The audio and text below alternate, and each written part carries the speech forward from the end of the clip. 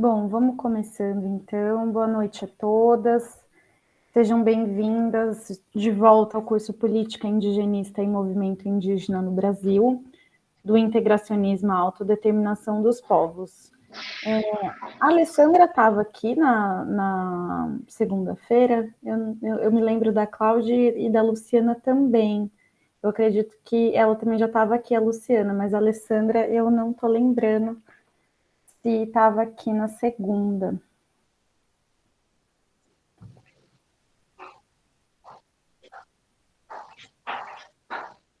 Luciana, seu microfone está ligado. Eu não sei se você está tentando falar ou se você não percebeu que está ligado. Ah, beleza. Bom, como eu falei na primeira aula, um dos objetivos desse curso é promover uma aproximação, uma ponte entre o universo da antropologia e o universo do direito, a fim de construir um olhar ao mesmo tempo crítico e sensível sobre a questão indígena.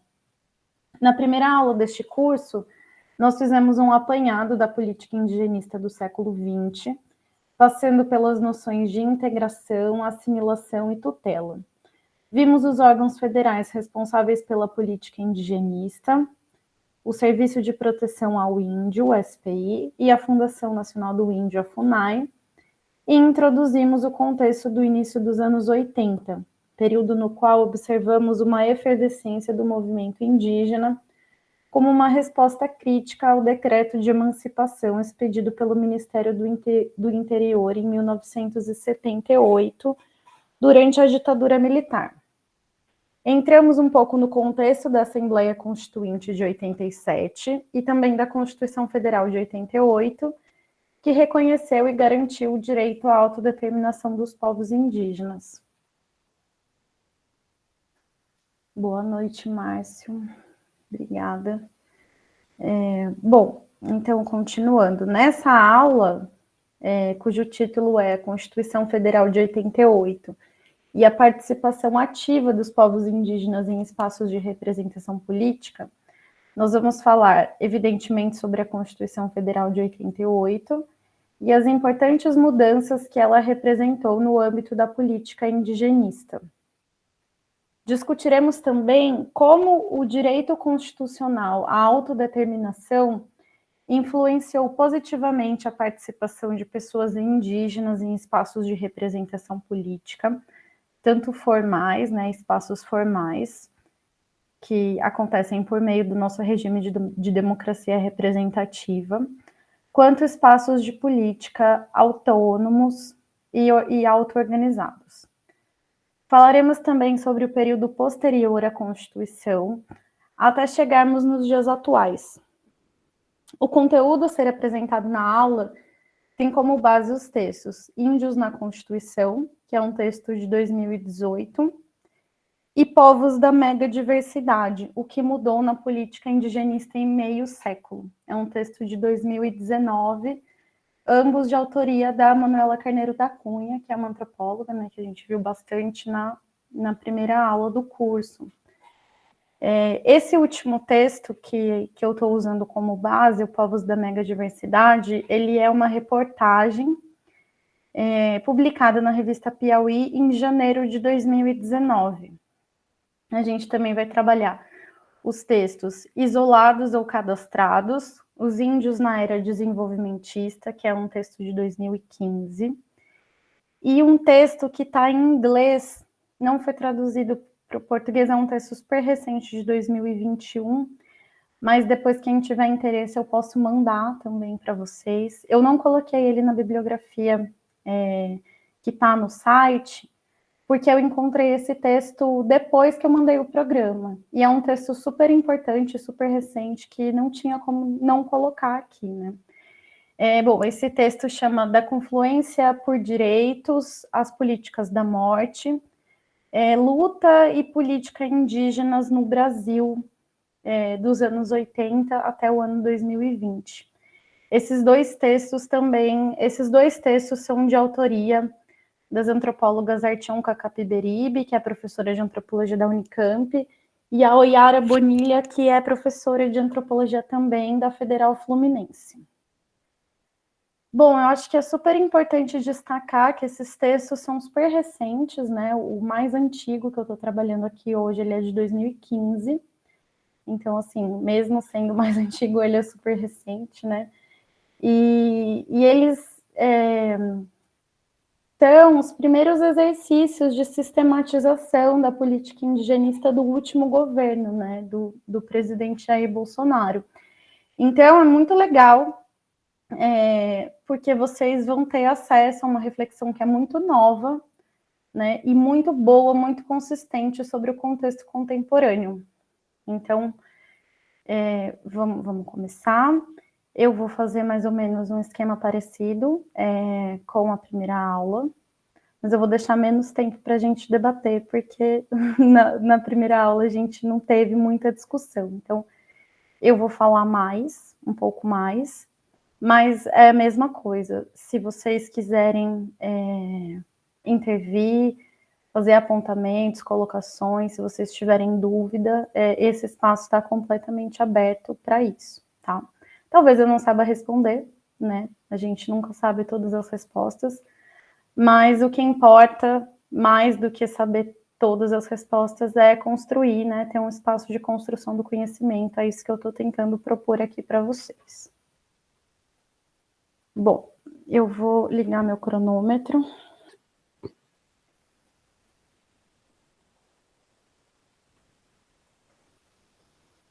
Vamos começar, então, pelo ano de 1988, que é o ano, o ano de promulgação da chamada Constituição Cidadã, que foi a primeira Constituição brasileira que consagrou um capítulo exclusivo para os direitos dos povos indígenas, né? O capítulo 8º, intitulado dos Índios. Além do capítulo que expressa os direitos específicos dos povos indígenas, a nova Constituição também conta com 10 artigos envolvendo esses direitos. Conforme assevera Manuela Carneiro da Cunha no artigo Índios na Constituição, o movimento em torno da defesa dos direitos indígenas, cuja efervescência é notável a partir dos anos 80, como eu falei, né, assim, introduzi esse assunto no final da primeira aula, esse movimento teve o que a Manuela Carneiro da Cunha chamou de divisão espontânea de atuação. Então, existiam diversas pessoas, né, com diferentes competências técnicas que se dividiram de forma espontânea. E ela faz uma divisão entre 3 âmbitos. A primeira sendo aqueles que se dedicavam a uma documentação do presente, outros que faziam e ainda fazem presença junto aos próprios indígenas, né? Porque muitas dessas pessoas que eu estou mencionando, que eram ativistas no contexto dos anos 80, ainda são pessoas vivas, né? Que estão super atuantes. O Ailton Krenak é uma dessas pessoas. A própria Manuela Carneiro da Cunha também, nossa, está super ativa, produzindo texto, né, fazendo intervenção em debate. Então, muitas dessas pessoas estão presentes ainda no contexto contemporâneo, né? Então, aqueles que se dedicavam à documentação do presente, outras que faziam e fazem presença junto aos próprios indígenas, né, atuando de forma mais lado a lado dos indígenas, outros que prestavam apoio jurídico à causa, e também pesquisadores que se debruçam sobre a história da legislação indigenista. E a própria Manuela Carneiro da Cunha se inclui entre essas pessoas que se debruçam sobre a história da legislação indigenista, né? E realmente é a principal referência para quem quer entender o período, né, o período histórico sobre os direitos e também sobre a legislação. Essa efervescência do movimento indígena, que a gente vê nos anos 80, né, como uma espécie de resposta crítica ao decreto da emancipação, aquele decreto que a gente comentou também, que eu já comentei hoje, mas que a gente trabalhou mais a fundo na última aula, que era o decreto de emancipação expedido pelo Ministério do Interior em 78, que tinha como objetivo emancipar os chamados índios aculturados, né?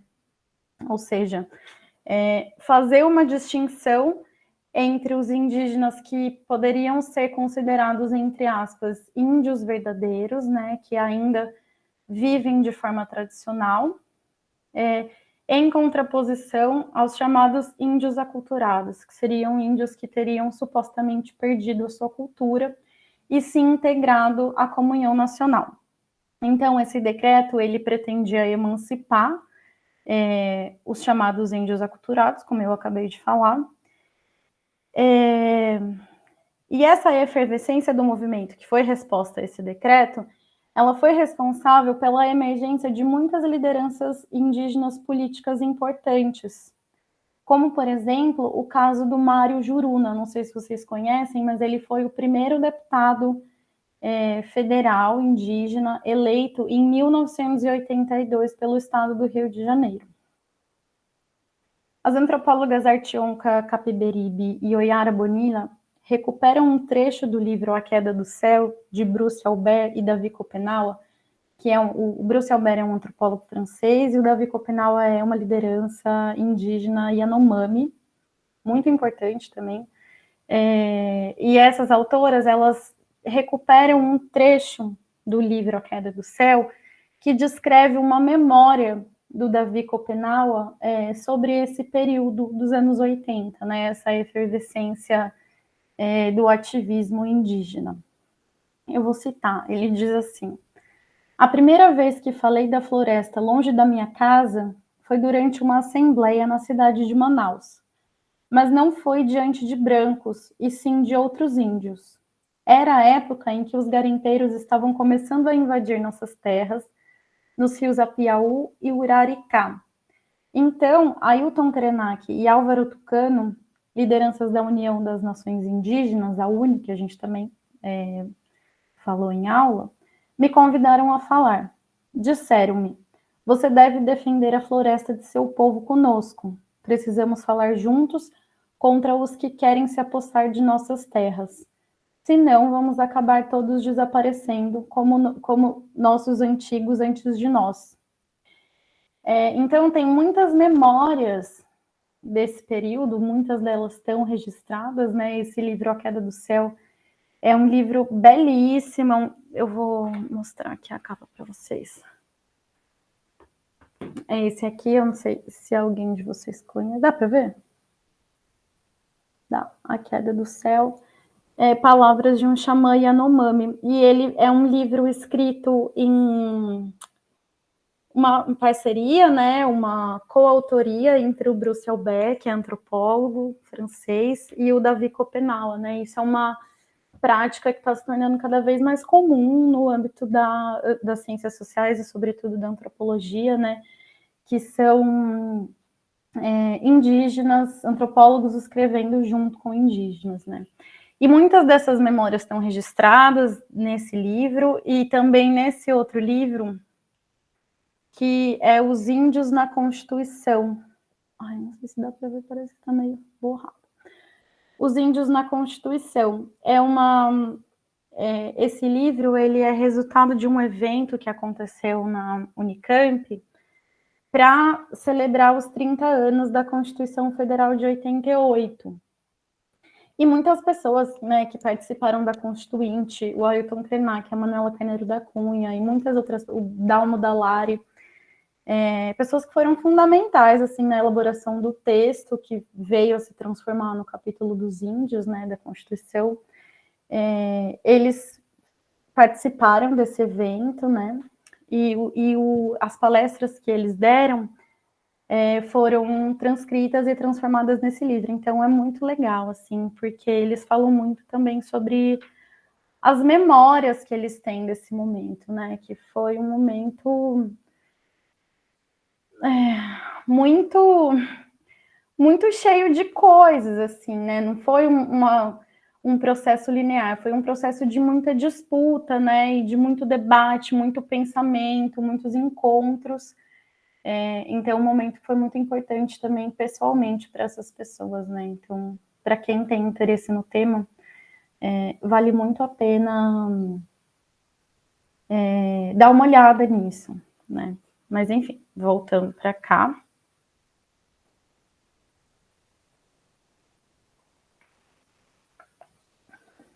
Na primeira aula do curso, quando a gente viu o Estatuto do Índio, que é a Lei número 6.001 de 1973, o artigo 65, para relembrar aqui, ele determinava que o Estado deveria realizar todas as demarcações de terras indígenas no prazo de 5 anos. Essa determinação, ela se repetiu no artigo 67 das disposições transitórias da Constituição Federal de 88, mudando o prazo para 1993, né? Então, como sabemos, isso não se concretizou até hoje, e como a gente vai ver adiante ao longo dessa aula, a luta pela demarcação de terras é uma constante batalha travada pelos povos indígenas até os dias atuais, né? Então, também como eu falei na aula anterior, a questão indígena, ela é uma questão de terras, né? Então, parece que tudo que a gente vê, né, em termos de políticas que atentam contra os direitos dos povos indígenas, elas estão relacionadas com um interesse, sobretudo econômico, pelas terras que são um direito constitucional, né, garantido pela Constituição de 1988, aos povos indígenas. Voltando um pouquinho para o contexto da Assembleia Constituinte de 87 e o próprio texto da Constituição, vale lembrar que a Comissão Pró-Índio de São Paulo, fundada em 78 e da qual a Manuela Carneiro da Cunha participou ativamente, contou com a participação de diversas pessoas, como antropólogos, advogados, médicos e, claro, também o Ailton Krenak. E como eu falei, essas pessoas elas exerceram um papel fundamental na elaboração do texto que veio a se transformar na Constituição Federal. A Manuela Carneiro da Cunha, ela destaca muito também a importância do professor de Direito Dalmo Dallari, que contribuiu com o artigo 232 da Constituição, artigo este que resolveu de uma vez 2 problemas da legislação indigenista. O artigo, ele afirmava a capacidade jurídica dos índios e também suas formas de organização e confiava sua defesa ao Ministério Público, órgão também absolutamente importante na defesa dos direitos dos povos indígenas. Eu vou citar aqui o artigo 232 da Constituição. Os índios, suas comunidades e organizações são partes legítimas para ingressar em juízo em defesa de seus direitos e interesses, intervindo o Ministério Público em todos os atos do processo. Né? Então, a parte aqui que o artigo fala que os povos indígenas, né, suas comunidades e organizações, eles têm legitimidade para ingressar em juízo, né? Então, aqui é o que está relacionado, que ela fala que o artigo resolveu a questão da capacidade jurídica dos índios, e também a presença, né, do Ministério Público como sendo um órgão que vai estar em todos os atos do processo, né? Então, esse artigo foi muito importante para resolver essas duas questões. Como a gente falou também na aula passada, a proposta coletiva de um texto para compor a Constituição foi elaborada pela Comissão Pró-Índio de São Paulo, né, como eu acabei de falar, pela Associação Nacional de Apoio ao Índio do Rio Grande do Sul, a ANAI, pelo Centro de Trabalho Indigenista, o CTI, pela Associação Brasileira de Antropologia, a ABA, pela União das Nações Indígenas, a UNE, pela Coordenação de Terras Indígenas do Ministério da Reforma e do Desenvolvimento Agrário, o MIRAD, pelo Grupo de Trabalho Indígena da OAB do Rio de Janeiro, pela Fundação Nacional da Memória e pelos advogados Dalmo Dallari e Carlos Frederico Marés. Esse texto continha um artigo sobre as terras indígenas, um artigo sobre a capacidade jurídica das comunidades e organizações indígenas e ação do Ministério Público, que é esse artigo 232 que eu acabei de ler para vocês, e um artigo afirmando a prevalência para os índios de seu direito costumeiro. Conforme assevera Manuela Carneiro da Cunha, havia algo muito importante a ser definido e que não estava presente nesses artigos, que era a definição do conceito de terras tradicionalmente ocupadas. Essa definição está presente no artigo 231 do capítulo 8º dos Índios, que eu também vou citar. Então, o conceito diz que são terras tradicionalmente ocupadas pelos índios, as por eles habitadas em caráter permanente, as utilizadas para suas atividades produtivas, as imprescindíveis à preservação dos recursos ambientais necessários ao seu bem-estar e as necessárias à sua reprodução física e cultural, segundo seus usos, costumes e tradições. Então,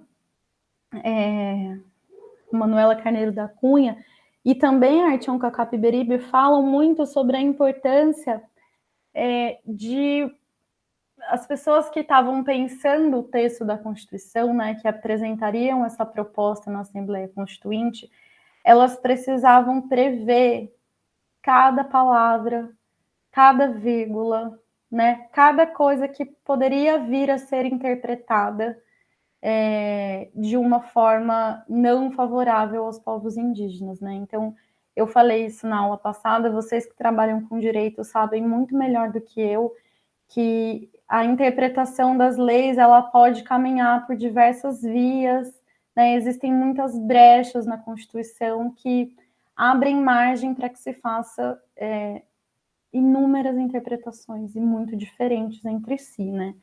Então, essas pessoas, esses intelectuais, esses ativistas que estavam pensando o texto, né, para apresentar na Constituinte, eles estavam muito, muito, muito preocupados com isso, né? E aí também fica evidente, né, a importância de ser um coletivo de pessoas com diferentes formações, né, diferentes competências técnicas e a participação dos próprios indígenas também, que sempre viveram na pele tudo do que estava sendo tratado ali, né? Bom, a Artionca Capiberibe e a Oiara Bonilha, elas destacam que os artigos 231 e 232 da Constituição, eles foram importantes, sobretudo, em 3 aspectos. Esses artigos, eles reconhecem o direito originário à terra, isto é, o direito que os povos indígenas têm à terra antes da própria existência do Estado Nacional, né, porque eles já estavam lá. Esses artigos, eles criam um conceito de terra indígena que vai além da mera noção de território. E aqui é uma coisa muito importante para a antropologia, porque, segundo a Artionca Capiberibe, o que a gente chama de terra ou território, para os indígenas é um conceito que vai muito além, né? Porque a ideia de território, de acordo com as cosmologias ameríndias, ela inclui todos os seres, humanos e não humanos, né? Então, na Constituição, quando se define o conceito de terra indígena, é importante porque esse artigo, ele também reconhece o direito à diferença e ele afirma a diferença dos povos indígenas no seu modo de vida e no seu modo de habitar o território, né? Então, é uma diferença, assim, muito importante em relação ao que a gente viu anteriormente, né? Porque, como eu falei também, eu estou recuperando bastante coisa da primeira aula, porque a gente ainda está ali no contexto da Constituição, do final dos anos 80, né? Depois a gente vai passar para os anos 90, e aí vai ficar um pouco mais distante da primeira aula, mas acho que ainda tem muita relação, por isso que eu estou recuperando, né? E bom, assim, como eu falei na primeira aula, desde 1858 é reconhecido aos indígenas o direito às terras, né? Mas isso foi mudando ao longo do tempo, e na Constituição Federal de 88 a gente vê algo muito mais consistente em relação ao respeito à diferença, né? o respeito, o entendimento de que os povos indígenas, eles vivem de forma diferente das pessoas não indígenas. Cláudia? Você falou desde 1858, direito à terra? Desde 1850. Desde 1850? 1850, quando teve a Lei de Terras, a Lei de Terras já reconhecia que os indígenas tinham o direito à terra. Só que só que nunca esteve expresso como veio a estar na Constituição Federal de 88. Interessante, porque essa lei de terras, para os negros, ela foi péssima, né? Sim. Porque eles estavam saindo de uma escravidão. Mas para os índios, eu nunca tinha me atentado à questão dos índios em relação à lei de terra. Sim, eu até deixei aberto aqui.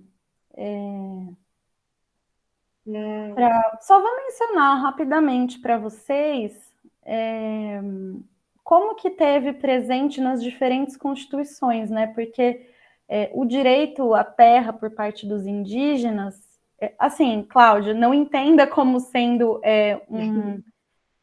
uma garantia de um direito, né? Porque Sim. A gente sabe que na prática as coisas sempre funcionam de forma muito diferente. Até hoje, na verdade, né? A gente vai ver quando a gente for falar um pouquinho mais do contexto contemporâneo, como que o texto também da Constituição Federal ele é transgredido o tempo todo, né?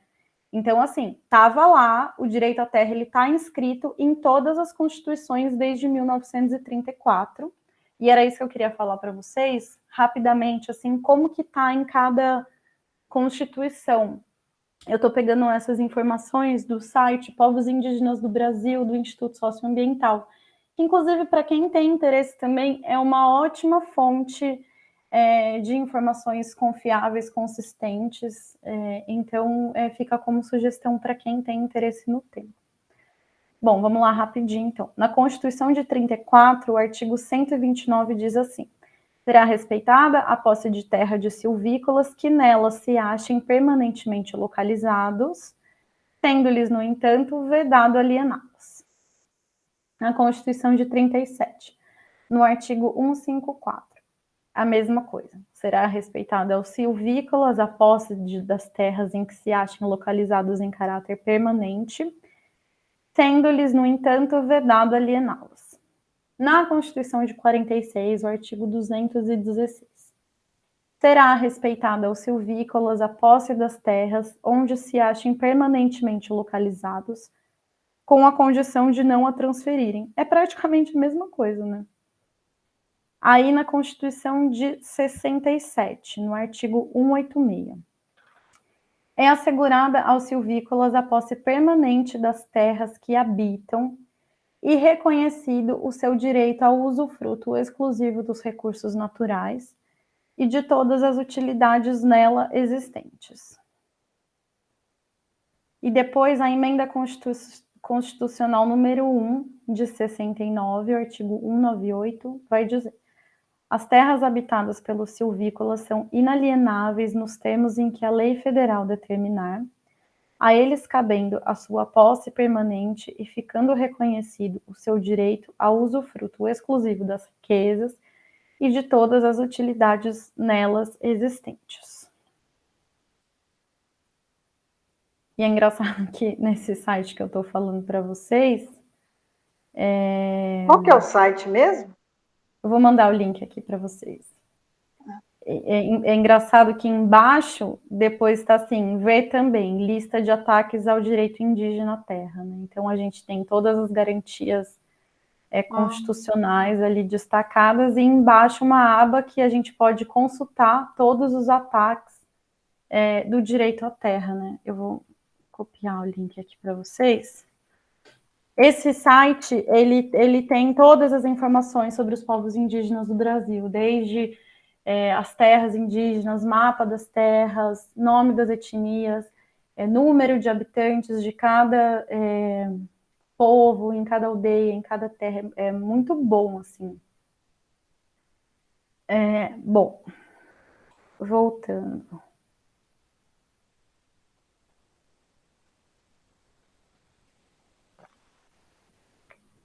Uma outra questão importante, durante o processo da Constituinte de 87, foram as questões referentes à mineração nas terras indígenas e o aproveitamento do seu potencial em hidrelétricas. Essas questões foram debatidas de forma muito calorosa, assim, foram muito disputadas também durante o processo, né? Cláudia, seu microfone está ligado. Só um minutinho, desculpa. Deixa eu desligar. Ai, deixa eu fechar aqui. Bom, e ficou assim determinado no artigo 231, incisos 2º e 3º, sobre as questões referentes à mineração. As terras tradicionalmente ocupadas pelos índios destinam-se à sua posse permanente, cabendo-lhes o usufruto exclusivo das riquezas do solo, dos rios e dos lagos nela existentes. O aproveitamento dos recursos hídricos, incluídos os potenciais energéticos, a pesquisa e a lavra das riquezas minerais em terras indígenas, só podem ser efetivadas com autorização do Congresso Nacional, ouvidas as comunidades afetadas, ficando-lhes assegurada a participação nos resultados da lavra na forma de lei. Bom, como a gente está falando um pouquinho, né? Todas essas disposições constitucionais, elas foram e são absolutamente importantes para o reconhecimento dos direitos dos povos indígenas sobre o seu território. Inclusive, elas servem de fundamento para que os povos indígenas possam entrar em juízo em caso de descumprimento da Constituição. Mas, infelizmente, ocorrem inúmeras transgressões do texto constitucional o tempo todo. Por exemplo, obras de empreendimento, né? Então, se determina, a Convenção 169 da OIT também vai determinar que todas as comunidades, quando forem ser realizadas obras de infraestrutura dentro do seu território, precisa ter o consentimento prévio, eles precisam saber de tudo que está acontecendo, e na prática não acontece assim. Existem inúmeras pessoas que trabalham, e aí, assim, isso se estende, né? Eu estou falando de povos indígenas porque é o tema, o assunto que eu tenho maior proximidade, né? Mas, enfim, isso se estende para ribeirinhos, para quilombolas, né? Para pessoas que vivem perto de barragens, né? Então,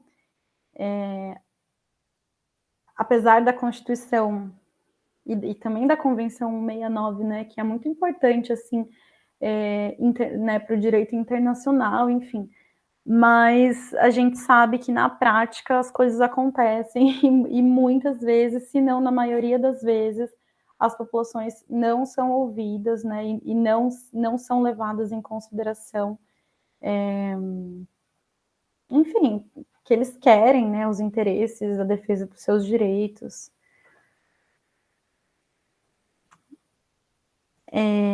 Como eu tinha falado, essa questão né, o debate em torno de como ficaria definida as questões da mineração e do aproveitamento energético em terras indígenas foi uma discussão muito acalorada durante a Constituinte, né?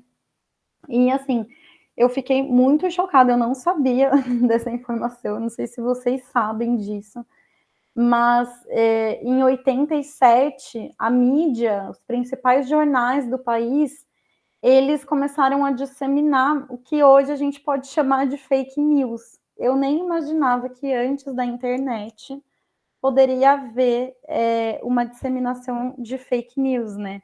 E quando eu li esse texto da Manuela Carneiro da Cunha, eu fiquei, assim, realmente muito espantada, né? Porque esses jornais, eles fizeram manchetes dizendo que havia uma conspiração internacional para impedir a lavra de minérios no Brasil. Eles acusavam o Conselho Indigenista Missionário, o CIMI, né, que é uma organização também fundamental de defesa dos direitos indígenas, e outras organizações também de defesa dos povos indígenas de serem agentes dessa conspiração. Então, o medo era tão grande, né, de que houvessem muitas restrições, né, à exploração mineral em terra indígena, que acabou acontecendo até isso, né, assim, houve uma campanha de deslegitimação e, em última instância, de criminalização dos indígenas que estavam participando ali do processo constituinte.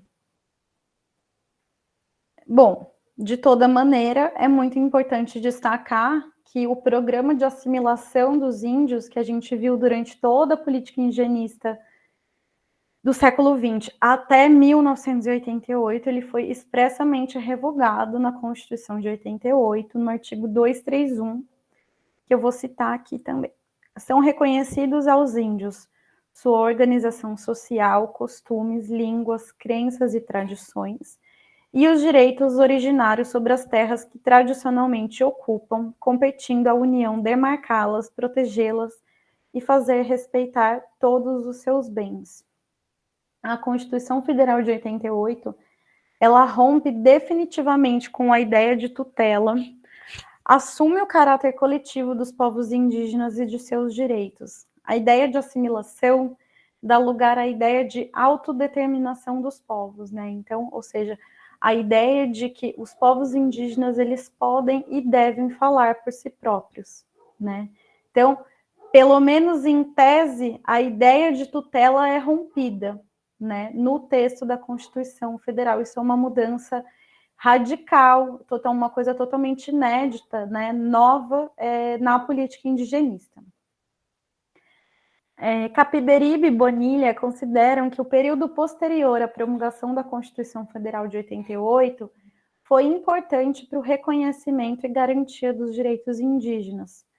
As autoras destacam que o período entre 1990 e 2006 foi um momento frutífero da política indigenista. O período entre 1990 e 2000 é chamado pelas autoras de ciclo virtuoso, pois foi um período de garantia de acesso ao direito constitucional da demarcação de terras. E aqui um exemplo notável disso foi a ratificação da terra indígena Yanomami, em Roraima. O povo Yanomami, ele vive em situação de extrema vulnerabilidade em decorrência das atividades ilegais de mineração em sua terra. Inclusive, durante a pandemia de Covid-19, a gente vai falar com mais detalhes sobre isso quando a gente chegar lá em 2020, mas eu já gostaria de destacar que o primeiro indígena que morreu de Covid-19 foi um indígena Yanomami de 15 anos, né? Então, esse povo, ele vive, assim, em situação de extrema vulnerabilidade desde sempre, até hoje. E a ratificação, né, a demarcação da TI Yanomami foi um marco, assim, muito significativo na defesa dos direitos dos povos indígenas, né? Então, nesse período, né, que as autoras chamam de ciclo virtuoso, né, de garantia e acesso a direitos, houve um crescimento significativo da população indígena, que salta de 306.245 pessoas em 91 para 817.963 em 2010. Vou repetir, de 306.245 para 817.963 em 2010. Outro aspecto importante que reflete esse crescimento também foi a inclusão da autodeclaração no censo populacional, né? Então, se antes era o governo, né, a FUNAI, ou outro órgão, o SPI, que determinava quem era e quem não era considerado índio, nesse período que a gente está falando aqui, houve a inclusão, né, da autodeclaração. Então, quem é indígena, aquele que se declara como tal e é reconhecido também pelo coletivo, né? Pelo seu coletivo, não pelo nosso coletivo. Ocorreram também nesse período redefinições das políticas da FUNAI, tendo em vista o direito à autodeterminação dos povos, o direito este garantido pela Constituição Federal de 88. Essas políticas contribuíram com a multiplicação de associações regionais. E aqui é importante destacar a existência da Coordenação das Organizações Indígenas da Amazônia Brasileira, a COIAB, que foi fundada em 1989. Ela é a principal entidade regional de organização política indígena e ela existe até os dias atuais. Durante esse período, também é possível observar uma certa fragmentação do movimento indígena. E isso acontece em decorrência do aumento significativo de projetos e financiamentos impulsionados por diferentes agências orientadas pela visão econômica do chamado desenvolvimento sustentável, atrelado a uma agenda neoliberal. Esse movimento, ao mesmo tempo que fragmenta o movimento indígena, favorece também a sua atuação em setores mais técnicos e burocráticos, tanto dentro como fora do Estado. E aqui a gente não pode deixar também de mencionar a Convenção 169 da OIT e a Declaração das Nações Unidas sobre os Direitos dos Povos Indígenas, que reafirmaram os direitos específicos dos povos indígenas em âmbito internacional.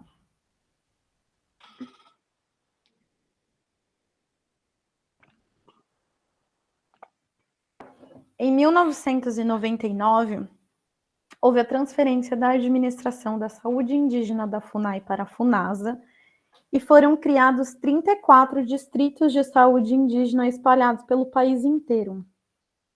As consequências disso foram maior participação de associações indígenas na gestão de recursos junto a governos locais e organizações da sociedade civil.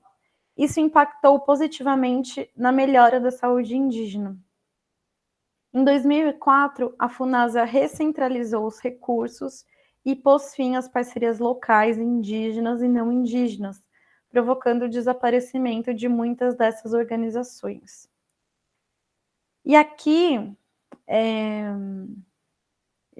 eu faço um parêntese rápido, né, para reiterar o caráter de descontinuidade da política indigenista, né, que é algo que a gente consegue observar até os dias atuais, né. Embora a Constituição Federal de 88 tenha sido um marco muito importante no reconhecimento dos direitos específicos, né, e em uma série de mudanças em relação às questões indígenas, a gente ainda tem, né, uma instabilidade na política, né, as coisas vão e voltam menos do que antes, né, mas ainda assim, né, é muito difícil de ter uma política indigenista mais consistente, né.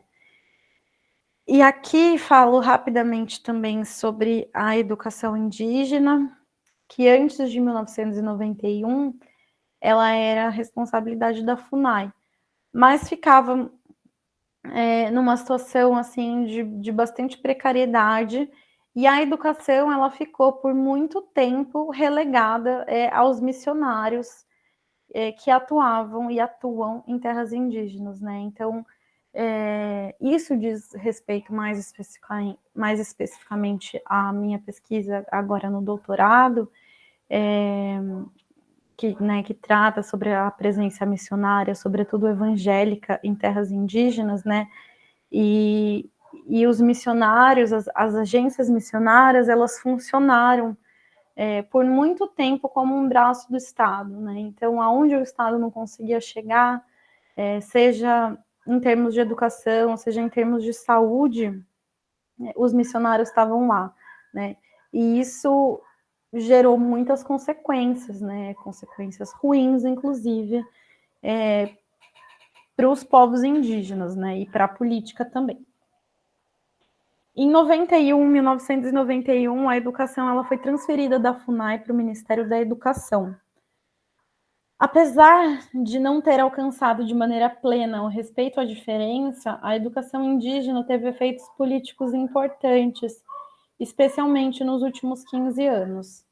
Observa-se maior participação de indígenas nas universidades e maior visibilidade de intelectuais indígenas, como Daniel Munduruku, Eliane Potiguara, Cristina Wapichana, Davi Kopenawa e Ailton Krenak. Em 1996, eu estou voltando um pouquinho para explicar uma situação mais atual. Em 1996, houve o chamado Projeto Integrado para a Proteção de Populações e Terras Indígenas na Amazônia Legal. Esse financiamento de origem internacional, ele foi super importante para a política de demarcação de terras, mas não favoreceu de maneira igualitária todos os povos. No estado do Mato Grosso do Sul, por exemplo, observa-se até os dias atuais uma lacuna nos processos de demarcação de terras e no reconhecimento de direitos. Uma consequência disso é o aumento do conflito de terras, né, observado naquela região. Os indígenas têm resistido a esses conflitos por meio do que chamam de retomadas, sobretudo os indígenas da etnia Guarani Kaiowá. Aí tem um trecho do texto da Artionka Capiberibe da Oyara Bonilha, o texto que eu falei para vocês que está em inglês, que é aquele da confluência por direitos às políticas da morte, né? Elas vão falar que, eu vou fazer uma tradução meio livre aqui para vocês, que do ponto de vista indígena, né, a disputa em torno do território, ela vai muito além da ideia de propriedade e a ideia de que a terra é uma espécie de commodity, né? Então, a retomada, ela é uma luta por um modo de vida como um todo, né? Não apenas pelo território, né? E esse território, como eu falei para vocês, ele não pode ser concebido fora de uma rede de relações entre humanos e não humanos, né? Que habitam o espaço.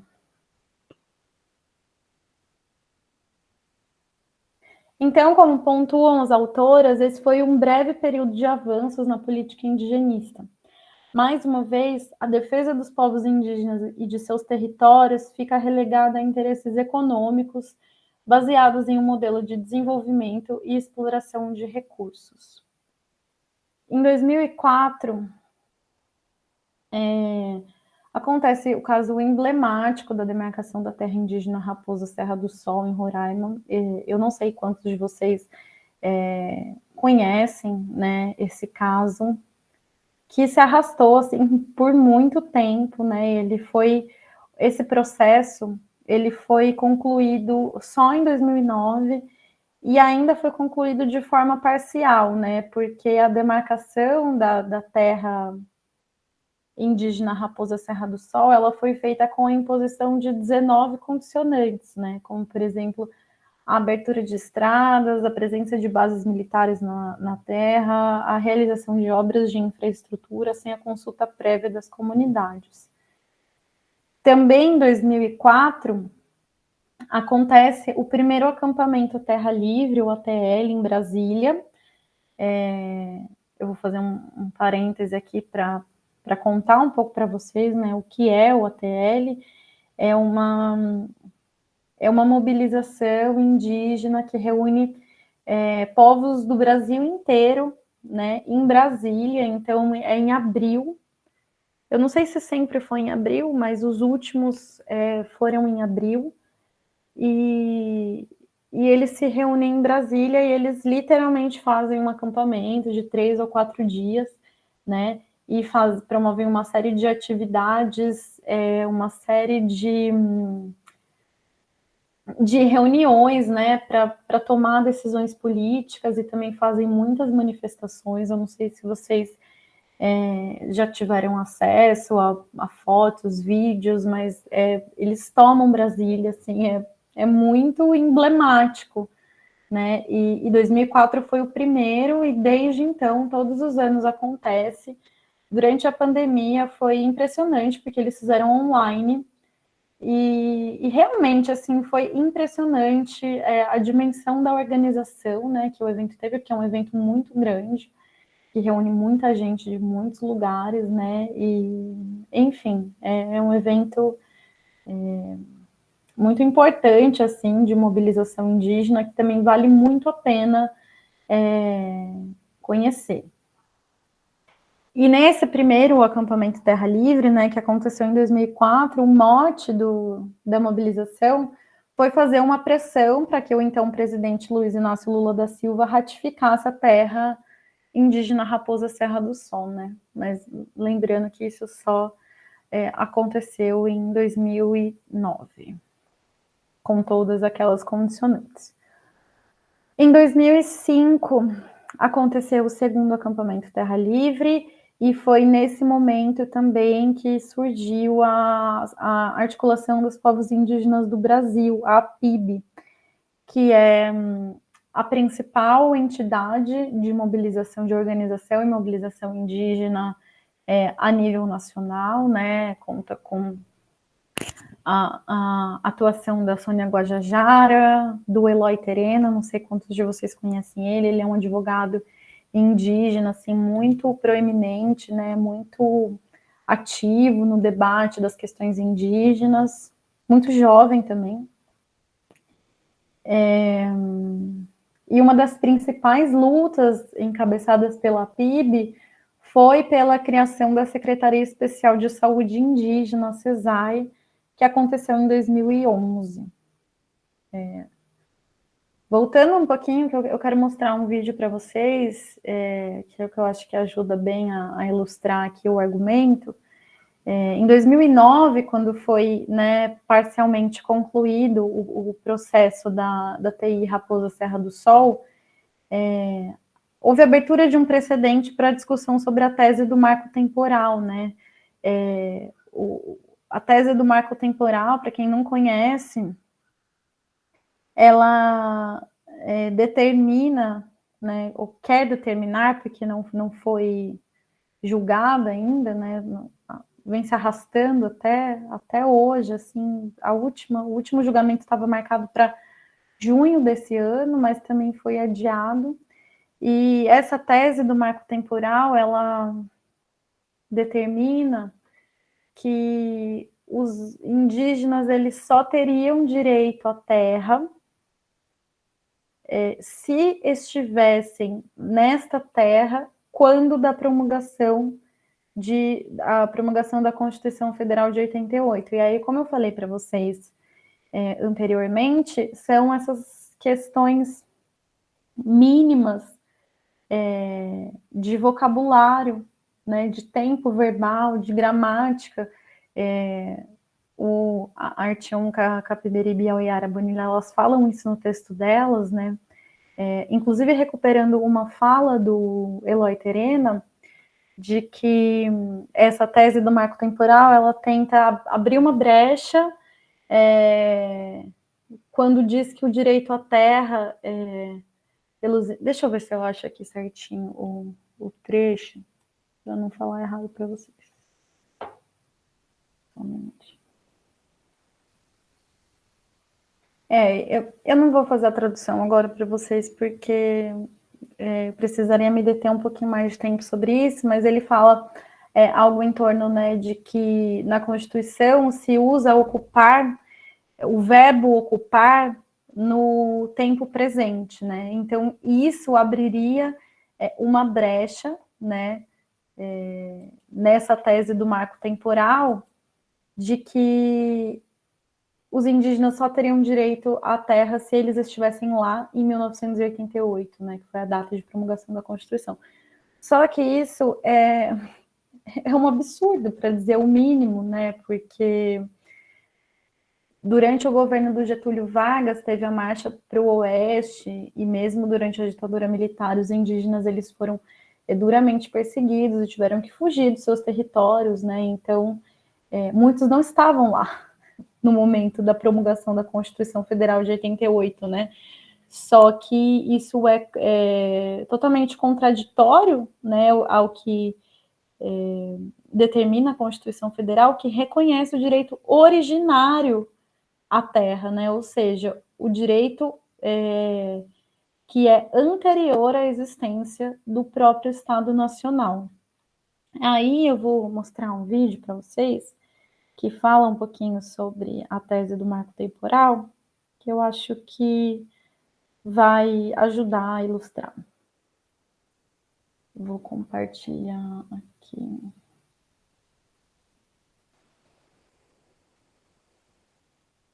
Dizendo não ao marco temporal? Dizendo não ao marco temporal? O novo marco temporal. De marco temporal. Não ao marco temporal. O que é marco temporal? O que isso tem a ver com os povos indígenas? Por que o tema foi parar no STF? Meu nome é Thiago Ângelo e esse é mais um Poder Explica.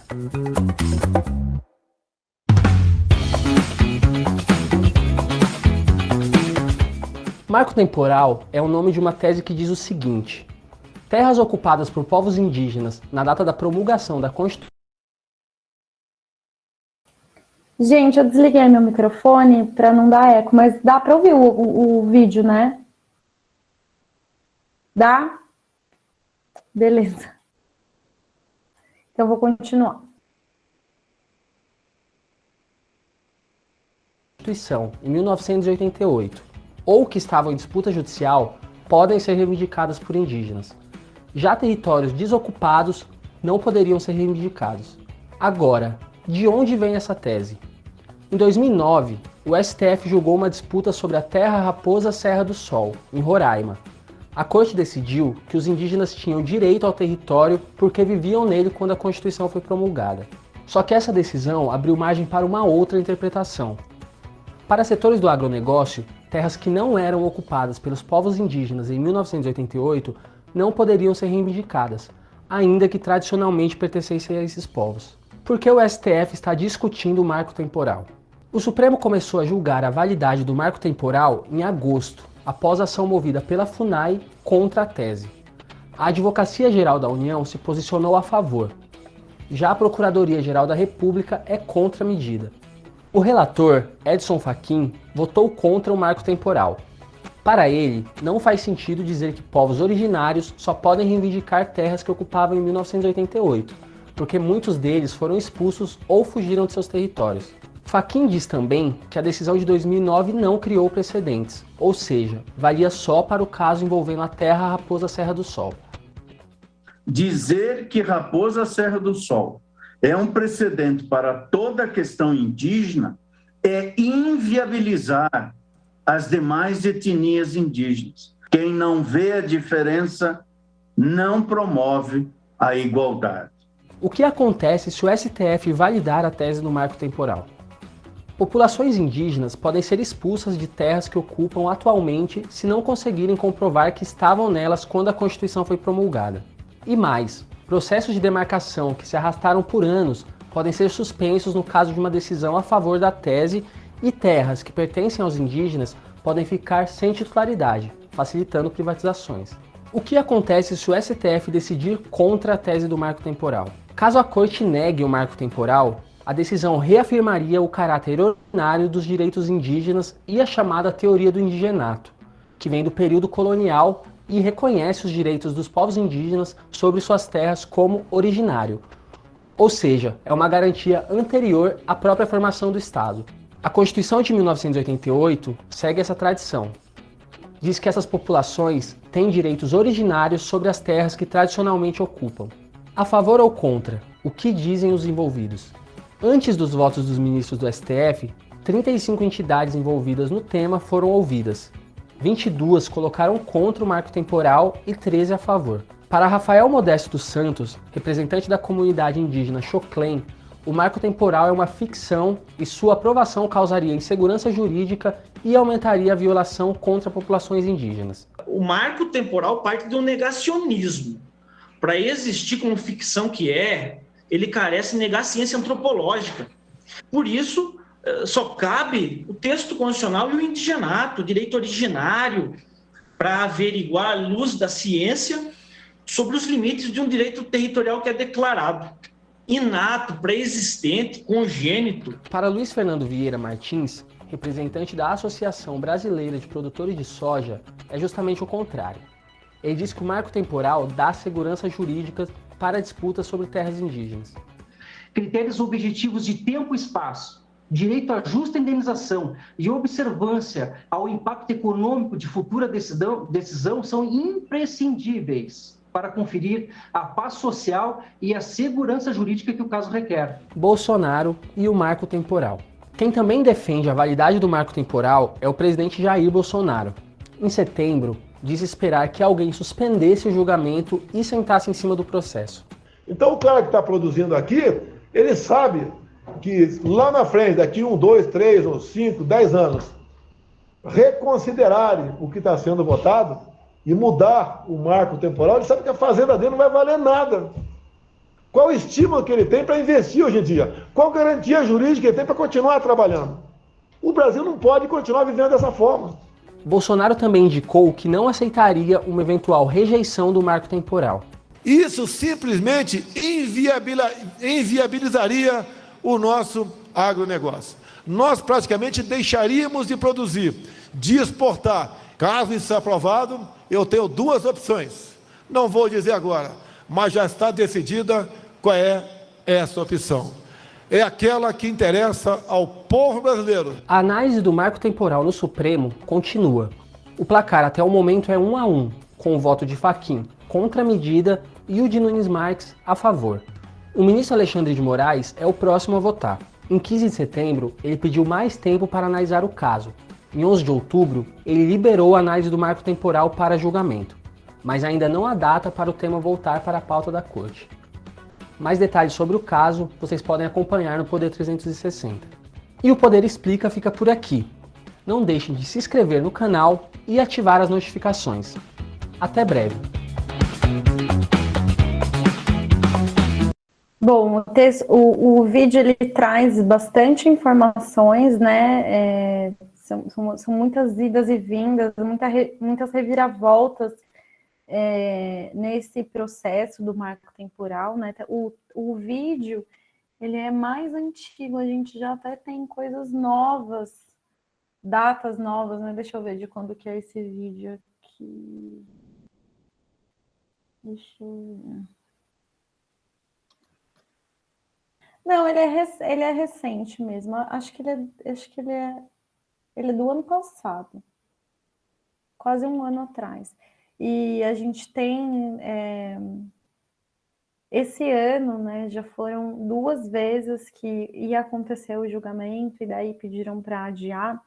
E tem um povo em especial, né? A tese do marco temporal ela afetaria muitos povos indígenas, né? Mas, em especial, o povo Xoclen, que é de Santa Catarina, né? E sempre que é marcado o julgamento no STF, eles vão para Brasília, né? E aí acaba acontecendo de não ser votado, e aí eles voltam, e depois eles voltam para Brasília de novo. É sempre uma mobilização muito grande em torno dessa causa que é, assim, muito importante, né? Vai afetar, se aprovado, vai afetar negativamente, assim, os povos indígenas de maneira muito substancial, né? Bom, voltando aqui para a nossa linha do tempo, uma linha do tempo mais ou menos, né? Assim, ela não tá, às vezes vai e volta um pouquinho, né? Dependendo do que eu estou apresentando para vocês. Em 2007, ainda no governo Lula, a gente tem o PAC, né, que é o Programa de Aceleração do Crescimento, e nesse momento estavam previstas muitas obras, né, de infraestrutura, e a gente tem também um outro caso emblemático, né, que é a hidrelétrica Belo Monte, que causou, né, muitos problemas ambientais, que secou o rio Xingu, né, contaminou, enfim, inviabilizou a vida, né, ali na região também. Então, é um outro caso muito emblemático, né, que reflete um pouco essa mudança que as autoras, a Artionka e a Oyara, veem no período pós-2006, né, que elas veem ali nesse momento um certo período de retrocesso dos direitos, né, uma série de iniciativas que, em nome do desenvolvimento econômico, né, do crescimento do país, acabam deixando de lado a garantia dos direitos dos povos indígenas assegurados pela Constituição de 88 e que foram frutíferas, né, no período que elas destacam entre 1990 e 2000. Deixa eu ver aqui.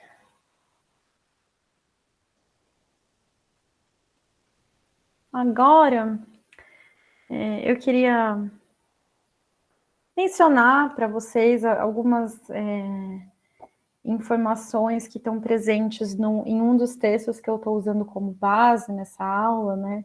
Que é um texto também da Artionka e da Oyara, que se chama Isolados ou Cadastrados, os índios na era desenvolvimentista. Esse texto, ele é de 2015, e ele traz algumas informações importantes também, algumas reflexões também fundamentais, né, que diz respeito, dentre outras coisas, a um certo desinteresse que a grande mídia tem, né, em relação aos povos indígenas, especialmente questões de terra e populações tradicionais,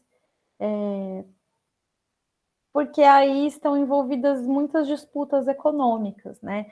Elas vão dizer que o índio que aparece na mídia, muito esporadicamente, ou é o índio isolado, né? E isolado aqui a gente usa entre aspas, depois eu posso falar um pouquinho sobre isso, ou é o índio de, também, entre aspas, recente contato, né? Que não teriam chances de perturbar a ordem política e econômica do país e que atrai as pessoas pelo seu exotismo e pela imagem construída de espelho da nação, como se fossem os verdadeiros brasileiros, os únicos a quem se deve preservar, né? Então, quando eu li esse trecho, imediatamente me veio à mente aquelas reportagens do Globo Repórter, do Fantástico, né, que enfim, falam sobre esse chamado índio isolado, né, ou índio de recente contato, e costumam retratar esses sujeitos pelo seu exotismo, né, enfim, pela curiosidade, né, ou por essa questão de serem uma composição da matriz brasileira, né, e a questão é muito mais complexa do que isso, né, como a gente viu, bom, para começar, assim, os povos indígenas, eles somam mais de 300 etnias e mais de 270 línguas diferentes, né? Então, a gente está falando de uma diversidade imensa de povos, né? Com diferentes organizações culturais, diferentes visões, né? Enfim, então, fica muito superficial quando a mídia retrata apenas esse tipo de indígena, né? E aqui a gente acabou de ver todas as movimentações políticas, os povos indígenas, eles andam lado a lado com os ataques que sofrem. Então, se eles estão sendo atacados, na mesma medida, eles já estão resistindo, eles já estão se mobilizando, eles já estão se organizando, né? A PIB é um exemplo disso, né? Que, enfim, faz inúmeras campanhas nacionais e internacionais de mobilização pela luta dos direitos indígenas, né? Então, as autoras vão dizer que a violência sofrida pelos povos indígenas tem como causa e consequência a invisibilidade, o isolamento e o silenciamento histórico impostos a essas populações, né? Essa invisibilidade, ela traduz uma imposição colonial que os indígenas estão até hoje tentando romper, né? Nas escolas também a gente vê uma ideia muito genérica de índio, né, enquanto suposto componente da democracia racial brasileira, né? E voltando um pouquinho, né, na verdade eu fiz eu fugi um pouquinho, mas eu estava falando do PAC, né, o processo de aceleração do crescimento no governo Lula e também no governo Dilma, né, que promoveu, enfim, a construção de diversas usinas hidrelétricas, estradas, exploração de gás e petróleo, mineração e etc. E tem como Belo Monte um caso emblemático, né, que a gente vê um processo, ao mesmo tempo, de dessubjetivação e de objetificação dos indígenas, que passam a ser vistos como coisas, como meros obstáculos ao desenvolvimento econômico do país. E isso não é nenhuma novidade, né? Isso a gente estava vendo desde o início do século XX, que os indígenas eles eram vistos sempre, historicamente, como um entrave ao desenvolvimento econômico do país e que, por esse motivo, eles precisavam ser ou emancipados, ou assimilados, né? Ou, não sei, tem gente até que considera que deveriam ser mortos, né? As autoras pontuam que a segunda gestão do governo Lula se observa uma diminuição da política de demarcação de terras e aumento de programas assistencialistas, como a inclusão de indígenas no Bolsa Família, auxílio maternidade, programa Luz para Todos, etc. Esses programas assistencialistas, ao mesmo tempo em que eles né, talvez tenham como objetivo ajudar pessoas indígenas, famílias indígenas, esses programas também tentam transformar os índios em potenciais consumidores. E o resultado disso, de acordo com as autoras, é um crescimento da dependência socioeconômica dos povos indígenas em relação ao Estado e ao capital, e, consequentemente, uma crescente intervenção dos governos nas dinâmicas sociais internas das aldeias. Só um minutinho, gente. E aqui é interessante, elas trazem uma visão de contraposição entre o chamado índio isolado, né, e o índio do cadastro único. Então, o índio isolado é aquele índio que não... Eu queria falar um pouquinho sobre isso antes. Essa conceituação de isolado, ela é criticada pela antropologia porque a gente considera que os povos indígenas não estão isolados porque a gente sabe do conhecimento, né, a gente tem conhecimento sobre a existência deles e eles também têm conhecimento sobre a nossa existência, né? Então, a gente costuma chamar de isolamento voluntário, né? Então, eles estão lá, eles existem, a gente sabe que eles existem, eles sabem que nós existimos, só que eles simplesmente escolheram não entrar em contato com a população não indígena, né? Então, em lugar de isolado, a gente geralmente usa o termo em isolamento voluntário, né? Enfim, as autoras fazem essa contraposição entre o índio isolado, né, que seria esse indígena que vive de maneira tradicional no seu território, e o índio do cadastro único, né, que é o cadastro do Ministério do Desenvolvimento Social, isso falando do governo Dilma, né? O cadastro do Ministério do Desenvolvimento Social que identifica e caracteriza as famílias de baixa renda. Então, o destino desses indígenas, né, que são abarcados pelos programas assistencialistas, é a inclusão social. E a inclusão social, a partir dessa via assistencialista, ela apaga a diferença, né? Essa chamada nacionalidade e cidadania atrelada a uma condição social pré-definida.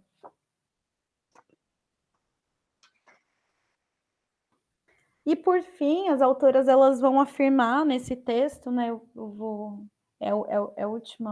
último aspecto que eu queria trazer desse texto, elas vão dizer que para garantir a sua sobrevivência enquanto povos, os índios enfrentam hoje uma luta em duas frentes.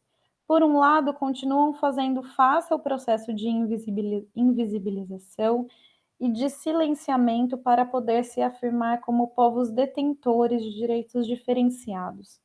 Por outro lado, lutam contra o projeto de Estado que visa transformar a diferença em desigualdade. E aqui é desigualdade social, né?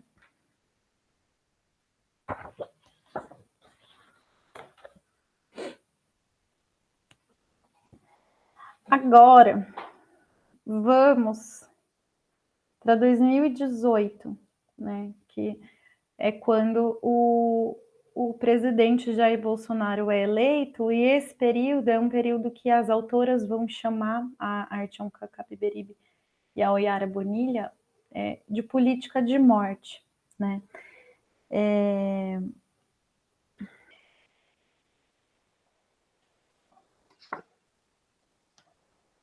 No primeiro dia do governo Bolsonaro, ele propõe transferir a política de demarcação de terras indígenas da FUNAI, que é ligada ao Ministério da Justiça, para o Ministério da Agricultura, Pecuária e Abastecimento, o MAPA. Então, aqui a gente tem uma tentativa em muito semelhante àquela que a gente viu na primeira aula, que o SPI, o Serviço de Proteção ao Índio, né, que era um órgão criado para conduzir a política indigenista em defesa dos povos indígenas, estava ligado com o Ministério do Interior, né, que era um ministério que era responsável pelo programa de desenvolvimento do país, né? Então aqui a gente vê uma tentativa parecida, que é transferir essa política de demarcação de terras para um ministério que tem interesses absolutamente diferentes, né? A gente viu agora nesse vídeo que eu mostrei para vocês como pensam, né, os setores do agronegócio em relação à tese do marco temporal, por exemplo, né? Então, no mínimo contraditório você colocar na pasta do mapa a política de demarcação de terras, né? Em 2020, a gente tem a instrução normativa número 9 da FUNAI, que previa a legalização da invasão de terras indígenas não ratificadas, colocando em risco mais de 237 TIs, terras indígenas, né? Em 2019 também a gente tem a MP 910, que é conhecida como a MP da grilagem, que pretendia legalizar a apropriação ilegal de terras. Em 2020 também o PL 191, que é conhecido como o PL da devastação, que permitiria, dentre outras coisas, a plantação de transgênicos em terras indígenas. Durante o primeiro ano do governo Bolsonaro, 9 indígenas foram assassinados, apenas durante o primeiro ano. A gente observa um aparelhamento da FUNAI, do IBAMA e do ICMBio, né? Instituições, organizações de defesa do meio ambiente e também dos direitos dos povos indígenas, nos quais cargos de confiança que eram ocupados por pessoas técnicas, né, com competência técnica para exercer aquele cargo, eles passaram a ser ocupados por militares, missionários evangélicos e políticos aliados sem qualquer competência técnica. E aqui eu acho que é muito importante a gente mencionar a Coordenação Geral de Índios de Recente Contato da FUNAI, né, que a FUNAI ela tem toda uma organização interna dividida em coordenações gerais e coordenações regionais, né, tem todo um organograma que divide a instituição, e a CGI, né, que é a Coordenação Geral de Índios de Recente Contato, ela cuida, né, administra as políticas relacionadas a esses índios que a gente chama isolados ou preferencialmente em isolamento voluntário, né. E quem foi colocado durante o governo Bolsonaro para exercer a chefia dessa coordenação foi o missionário evangélico Ricardo Lopes Dias, que é da missão Novas Tribos do Brasil. E depois, quando eu falar um pouquinho para vocês sobre o contexto da Covid-19, vocês vão ver que ele permitiu a entrada de missionários em plena pandemia, numa terra indígena, com indígenas isolados, né? Ou seja, que também tem uma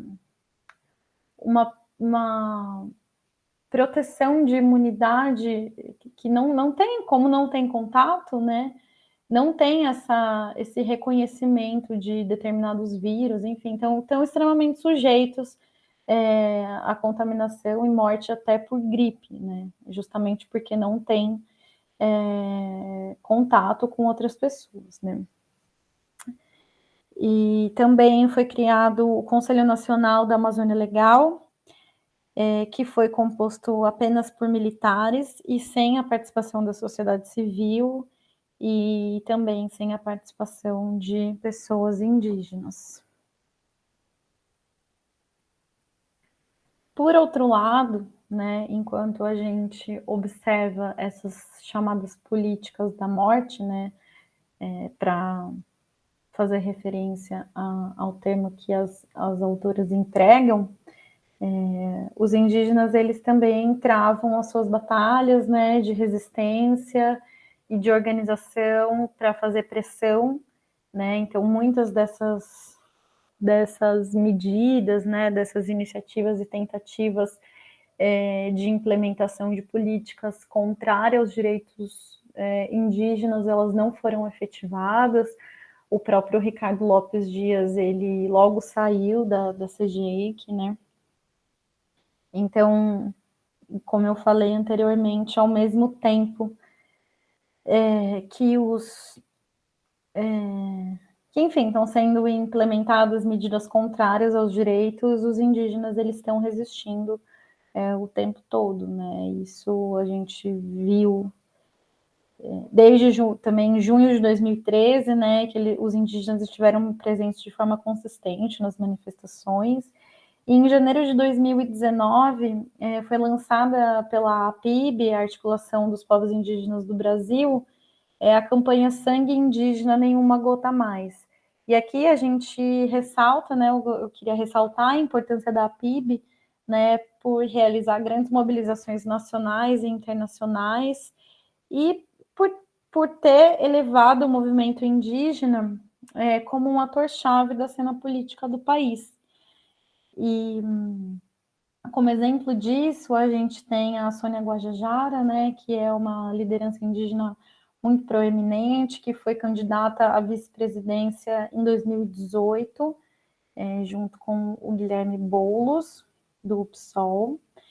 E em 2018 também a gente teve a eleição pela Rede Solidariedade da deputada federal Joênia Wapichana, ela é advogada e ela foi advogada muito ativa no caso da terra indígena Raposa Serra do Sol, né? E o Mário Juruna, em 1982, como eu falei para vocês no início da aula, ele foi o primeiro indígena, né, a ser eleito deputado federal em 82, e depois só em 2018 a gente vai ter uma segunda deputada federal, né. Eu queria falar para vocês um pouquinho sobre alguns dados que eu sistematizei durante a pandemia sobre os ataques, né, aos povos indígenas, e depois só terminar um pouquinho com duas informações sobre esse novo governo eleito agora em 2022, né? Não tenha, eu ainda não vi nenhum texto que faça muitas conjecturas assim para o futuro, mas a gente já tem alguns dados que permitem a gente pensar, né, em mais ou menos como que vai ser daqui para frente. Mas, enfim, são alguns dados que eu coletei, né, durante a pandemia e gostaria de compartilhar com vocês. Então, Ao longo da pandemia da Covid-19, a gente observa uma desagregação dos dados, né? Então, não batem os dados oficiais e os dados coletados pelas próprias comunidades. Então, o que a gente observou foi uma organização dos próprios indígenas, né? Uma organização autônoma, independente do Estado, inclusive porque a CESAI, né, que é a Secretaria de Saúde Indígena, ela negou atendimento a indígenas que vivem em contexto urbano, excluindo aproximadamente 325 mil pessoas. Então, essas pessoas não entraram na contagem da contaminação pelo coronavírus, né? Então, as próprias comunidades, as próprias lideranças, elas começaram a sistematizar os dados de forma autônoma, né? Em 6 de março de 2020, a FUNAI suspendeu a distribuição de cestas básicas em terras indígenas. Em 16 de março do mesmo ano, saiu o informe técnico da CESAI que recomendava isolamento domiciliar para indígenas que não necessitavam de hospitalização. Esse informe técnico, ele desconsidera em absoluto a especificidade de que as casas das pessoas indígenas, elas são compartilhadas entre muitas pessoas, as famílias são enormes, né? E isso favorecia a propagação do vírus. Em 17 de março, a FUNAI estabelece a portaria número 419, que restringe a entrada em terras indígenas, mas não garante a proteção contra a invasão de garimpeiros e madeireiros. A CESAI, ela emite medidas genéricas conforme a Anvisa. Em 1/4, a gente tem o primeiro indígena infectado pelo coronavírus por um médico da CESAI que havia acabado de voltar de férias. Em 2 de abril, Bolsonaro sanciona a lei do auxílio emergencial sem medidas para evitar o contágio. Fila de pessoas indígenas se acumulam para sacar o auxílio. Aqui também eu gostaria de destacar a situação trágica dos Yanomami, que são ameaçados constantemente por garimpeiros. A terra indígena Yanomami é a segunda terra indígena com maior índice de vulnerabilidade. Em 22/4, a FUNAI emite uma instrução normativa que permite a entrada e permanência de pessoas não indígenas dentro das terras indígenas. E aí a gente tem, né, o caso do missionário Ricardo Lopes Dias, que entra na terra indígena de indígenas isolados no Vale do Javari. Em 25 de novembro, a gente tem 40.131 casos confirmados de indígenas infectados pelo coronavírus, né? E aqui, o que a gente observa é a morte de muitos anciãos, né? Assim, isso, claro, de maneira geral, né? As pessoas mais velhas são um grupo de risco, né? Estavam mais vulneráveis à infecção, só que a diferença aqui é que, como os povos indígenas não têm uma tradição escrita, os anciãos, eles são detentores da memória desses povos, eles são como os nossos museus, né? Eles são detentores da língua, dos mitos, dos conhecimentos tradicionais. Então, morrendo essas pessoas, morrem também esses repertórios, né, de memória. A gente pode dizer que a pandemia da Covid-19 e a forma como ela foi conduzida pelo governo, ela promoveu um genocídio da população. Genocídio aqui entendido como a eliminação física de uma etnia, de um povo ou de uma população, né? Esses são alguns dados, né, que eu gostaria de apresentar para vocês e que informam, né, sobre como que foi tocada a política em relação aos povos indígenas ao longo da pandemia. E, por fim, só um minuto.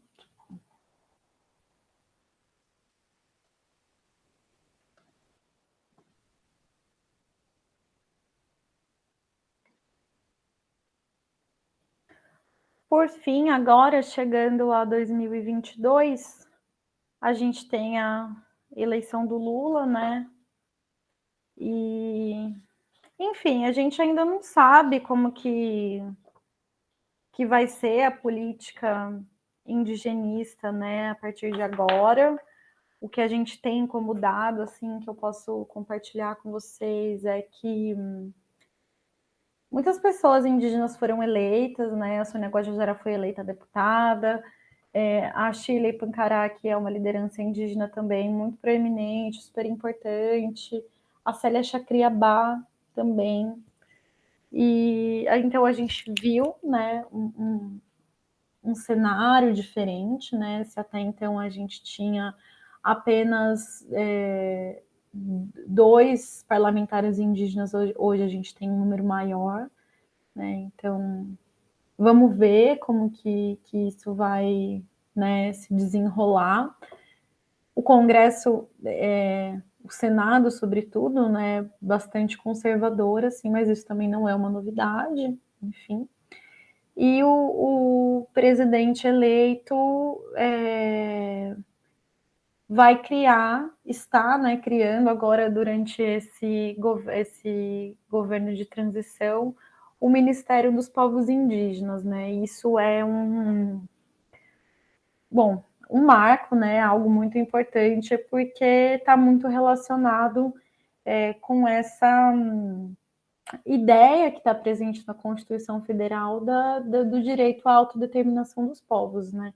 Então, tendo um Ministério dos Povos Originários é garantir, pelo menos em teoria, né? Vamos ver como que as coisas vão acontecer também, mas é garantir que os indígenas falem por si, né?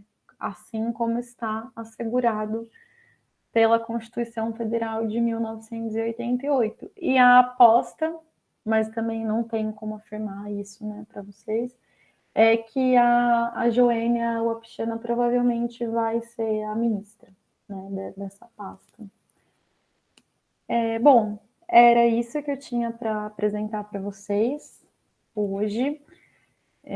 Apesar da gente ter abordado um período menor de tempo do que na primeira aula, estava pensando nisso hoje, assim, hoje talvez a gente tenha tido até mais informações, né, mais políticas, mais medidas, enfim, porque realmente acho que espero que tenha ficado essa impressão para vocês de que a política indigenista no Brasil ela é uma política de descontinuidades, né, de ambiguidades, de inconsistências também, né? Então, eu espero que de tudo assim que eu falei, essa impressão tenha ficado para vocês. E queria saber se alguém quer comentar alguma coisa, alguém tem algum apontamento, alguma colocação para fazer, fique à vontade. Eu vou falar. Eu coloquei para carregar aqui, que está acabando, mas eu gostei muito da sua aula e é muito importante. E eu acredito que vai ser muito essa bibliografia, né? Eu preciso dar uma olhada, porque eu tenho um desafio pela frente enorme, que é, ano que vem, tudo dando certo, eu vou voltar a lecionar, né, no curso do Direito, e na ementa que me passaram traz lá o tema, porque o meu mestrado, eu sou advogada, meu mestrado em Ciências Sociais pela Unesp, eu vinha com Sociologia do Direito, mas agora me passaram estudos éticos, sociais e ambientais, e a ementa traz algo sobre os indígenas e sobre a questão afro, né? É bem pouco, né? Aquilo que eu acho interessante, porque é obrigatório, a lei exige estudo mais na questão ambiental, estudo na questão cultural afro e indígena, porém, na prática, a gente sabe como isso é menosprezado, como isso tem pouquíssimo interesse, né? As pessoas não se importam, então, para mim, será um desafio enorme. Primeiro porque a minha formação é jurídica e eu não tive essa, né? E esse olhar antropológico é importantíssimo. Eu estou lendo já material do professor Di Pietro, é um judeu anarquista, e ele é professor de direito, e eu comprei uma organização de textos da questão antropológica que eu estou lendo, e suas aulas, sim, essas 2 aulas suas foram importantes, e até anotei teu e-mail, tá, Ana Carolina? Qualquer coisa eu vou estar pedindo aí uma ajuda, porque para mim será um desafio enorme, porque o tema é muito importante, apesar de totalmente não, né? Mas há na prática, é um desprezo muito grande. Teoricamente, todo mundo dá valor, né? Mas na hora do frigir dos ovos, a gente sabe como que é matança indígena, não tem outra palavra, por questão da terra. Mas obrigada, viu? Muito obrigada pela aula, tá? Muito satisfeita. Ah, que bom, Cláudia. Eu fico muito satisfeita também, né, em poder contribuir. Para mim, no mestrado, na verdade, na graduação já, eu comecei a me aproximar um pouco das discussões com o universo do direito, né, sobretudo porque eu estudei a questão do que se convencionou chamar infanticídio indígena no Brasil, né, e todas as questões imbricadas com a bancada evangélica, com missionários evangélicos também, e isso fez com que eu me aproximasse, né, principalmente da teoria crítica do direito, né, pluralismo jurídico, enfim, e no mestrado também. E depois disso, né, eu me coloquei o compromisso, assim, de promover essas pontes, né, esse diálogo com o mundo do direito, porque eu realmente acho que é fundamental. Às vezes eu tenho um pouco a impressão que o direito olha para as questões indígenas de uma maneira um pouco rígida, né? Sobretudo essas outras teorias que não estão englobadas em uma perspectiva do direito mais crítica, né? Enfim, e eu acho que é muito importante, inclusive tem operadores do direito, assim, que trazem visões muito legais, assim, acho que a Débora Duprá é uma delas, né, ela tem textos muito bons, assim, sobre a questão indígena. Tem um professor da UNB também, o Guilherme Scott Rodrigues, também, que é muito bom, assim, foi muito importante para as minhas referências bibliográficas, né, o próprio Eloy Terena, né, que é um advogado indígena, assim, então eu fico muito feliz de poder dar esse curso já pela segunda vez aqui na ESA, né, eu dei esse curso em 2020, mas agora eu fiquei feliz de poder trazer algumas atualizações também, e também estar um pouco mais madura na minha formação, né, porque quando eu dei o curso aqui em 2020, eu ainda estava no mestrado. Daí agora eu defendi o mestrado, estou fazendo doutorado, então acho que isso vai trazendo também uma contribuição, assim, né, enfim, na forma de expor e tudo. Mas é isso, muito obrigada. Eu espero que, que as aulas que você vai dar sejam frutíferas, né, e me coloco mesmo à disposição para ajudar no que for possível, né. Obrigada. Muito obrigada. Alguém mais queria falar alguma coisa? A Luciana comentou aqui que acredita que mais do que a descontinuidade da política, né, também tem o descaso em muitos casos de extermínio, sim, com certeza, né, a gente falou um pouco também sobre a noção de etnocídio, né, muitas vezes a gente, além do genocídio da população, a gente também observa, né, o etnocídio, que é uma forma de destituir o povo, né, dos seus regimes de conhecimento, a destruição da forma de vida, né, não é diretamente a destruição física, mas a destruição de uma forma de vida. Então, sim, com certeza, Luciana, concordo com você. Alguém mais quer fazer alguma colocação?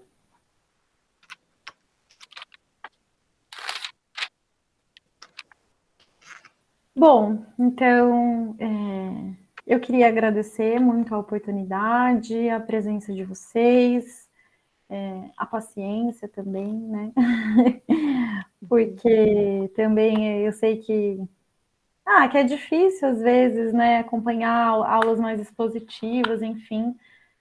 Então, queria agradecer muito mesmo, me coloco à disposição, eu vou deixar meu e-mail de novo aqui, não sei se vocês pegaram, mas eu vou deixar, se vocês precisarem, é só me mandar um e-mail. E em janeiro, agora de 2023, nos dias 16 e 18, eu vou dar a segunda parte desse curso aqui na ESA. Nessa segunda parte, eu vou falar sobre uma contraposição entre direitos humanos, né, pensados como uma categoria sociológica, e os direitos específicos dos povos indígenas a partir de um problema de pesquisa, que foi o meu problema de pesquisa no mestrado, que é a discussão em torno do que se convencionou chamar infanticídio indígena, e como que os ativistas em torno da chamada luta contra o infanticídio indígena mobilizam essa categoria como uma forma de criminalização, de exposição dos povos indígenas, né? Então, eu quis fazer nessa primeira parte uma base, né, sobre a política indigenista, para a gente entender bem, né, o que são direitos específicos, como que a Constituição Federal de 88 reconheceu e garantiu a especificidade desses direitos, o direito à diferença, o reconhecimento do direito à organização social, usos e costumes dos povos indígenas, né? Então eu quis, espero que eu tenha conseguido fazer isso com vocês, né, de ter assentado um pouquinho esse solo para em janeiro poder trabalhar essa contraposição que é numa dimensão muito mais macro, assim, né, e mais filosófica em relação aos direitos específicos dos povos indígenas e os direitos humanos, né? Como que a gente consegue entender, conceber os direitos humanos como uma categoria que sim é fundamental, né? E que nasce num contexto muito importante do extermínio dos judeus na Segunda Guerra Mundial, mas também como que essa categoria inclusive na aplicação do direito, como que ela restringe o direito à diferença, né? Então, é isso que eu vou discutir nessa segunda parte do curso. Eu espero que vocês tenham interesse em participar. O curso já está aberto para inscrição, e eu vou deixar o link aqui também. Só um minutinho. Direitos humanos. Então, para quem quiser ver a ementa, se inscrever também, a gente se encontra, o link está aí, a gente se encontra em janeiro. Muito obrigada, gente, boa noite, e eu espero vê-los em breve em outras ocasiões também. Tá bom?